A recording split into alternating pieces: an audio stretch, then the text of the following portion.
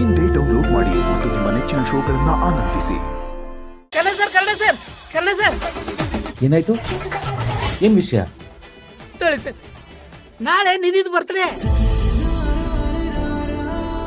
ಹೌದಲ್ವಾ?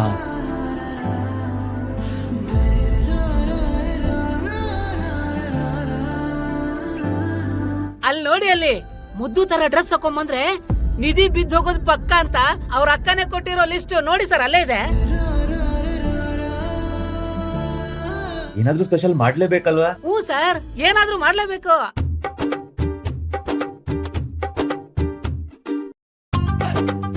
ನೀವೇನಾದ್ರೂ ಐಡಿಯಾ ಕೊಡ್ರಿ.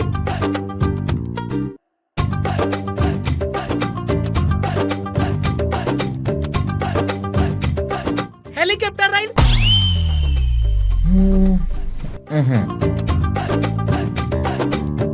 Mysuru Dasara, hot air balloon,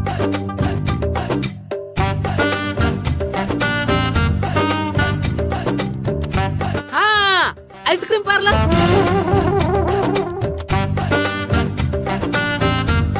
ಸರಿ ಇಡೀ ಸಿಟಿಲಿ ಹ್ಯಾಪಿ ಬರ್ತ್ಡೇ ನಿಧಿ ಅಂತ ಪೋಸ್ಟರ್ ಅಂಟಿಸ್ಬಿಟ್ರೆ,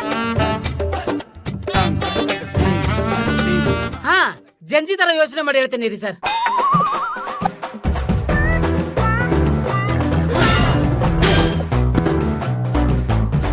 ಸರ್, ನಾನೀಗ ಕೊಡೋ ಐಡಿಯಾ ಸೂಪರ್ ಹಿಟ್.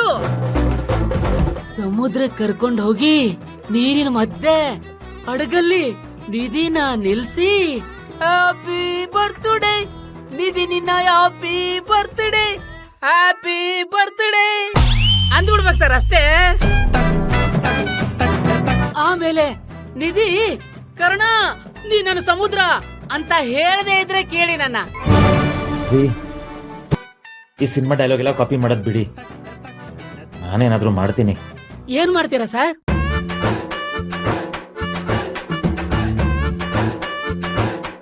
ಏನೋ ಒಂದ್ ಮಾಡ್ತೀನಿ. ಹಾಗಾದ್ರೆ ಇನ್ನು ಮುಂದೆ ಹೊಸ ರೆಕಾರ್ಡ್ ಬರೆಯೋದಂತೂ ಗ್ಯಾರಂಟಿ ಅನ್ಸುತ್ತೆ.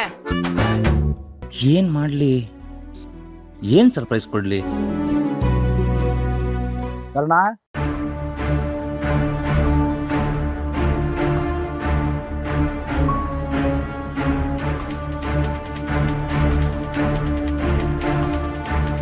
ಕರ್ಣ,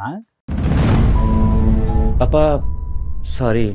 ಯಾಕೆ ರಾಯರ ಮುಖದಲ್ಲಿ ಏನೋ ಚಿಂತೆ ಕಾಣ್ತಾ ಇದೆಯಲ್ಲ? ಏನದು? ನಾನು ಕರೆದ್ರೂ ಕೇಳದೇ ಇರುವಷ್ಟು ತಲೆ ಬಿಸಿನಾ? ಅದು ಅವ್ರಿಗೆ ಹೇಗೆ ಹೇಳೋದು ಅಂತ ಗೊತ್ತಾಗ್ಲಿಲ್ಲ. ಅವ್ರಿಗೆ ಎದುರು ಯಾರಿಗೆ ಏನು ಹೇಳಬೇಕು? ಏನು ಮಾತಾಡ್ತಿದ್ಯಾ? ಅದನ್ನಾದ್ರೂ ಹೇಳೋ. ಅವ್ರಿಗೆ ಅಂದ್ರೆ ನಿಧಿಗೆ ಇವತ್ತು ಅವ್ರ ಬರ್ತ್ಡೇ, ಅವ್ರಿಗೆ ವಿಶ್ ಮಾಡೋದಕ್ಕೆ ಕಾಯ್ತಾ ಇದ್ದೀನಿ. ಇದಾ ವಿಷಯ? ಹೌದು, ಮತ್ತ್ಯಾಕೆ ಇನ್ನೂ ಇಲ್ಲೇ ಇದೆ ಗಾಡಿ? ಹೋಗಿ ಹೋಗಿ ಅವಳ ಎದುರಿಗೆ ನಿಂತು ವಿಶ್ ಮಾಡಿ ಖುಷಿ ಪಡಿಸ್ಬಿಟ್ಟು ಬನ್ನಿ.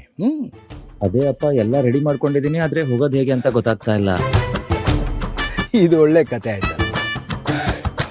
ಟ್ರೈನ್ ಟಿಕೆಟ್ ತಗೊಂಡಾಗಿದೆ, ಎಲ್ಲಿಗೆ ಹೋಗಬೇಕು ಅಂತ ಡಿಸೈಡ್ ಮಾಡೂ ಆಗಿದೆ, ಆದರೆ ಹತ್ತೋದು ಹೇಗೆ ಅಂತ ಕಾಯ್ತಾ ಇದೆಯಾ? ಹೀಗೆ ನಿಂತರೆ ಟಿಕೆಟ್ ತಗೊಂಡ ಮೇಲೂ ರೈಲು ಬಿಟ್ಟು ಹೊರಟೋಗುತ್ತೆ.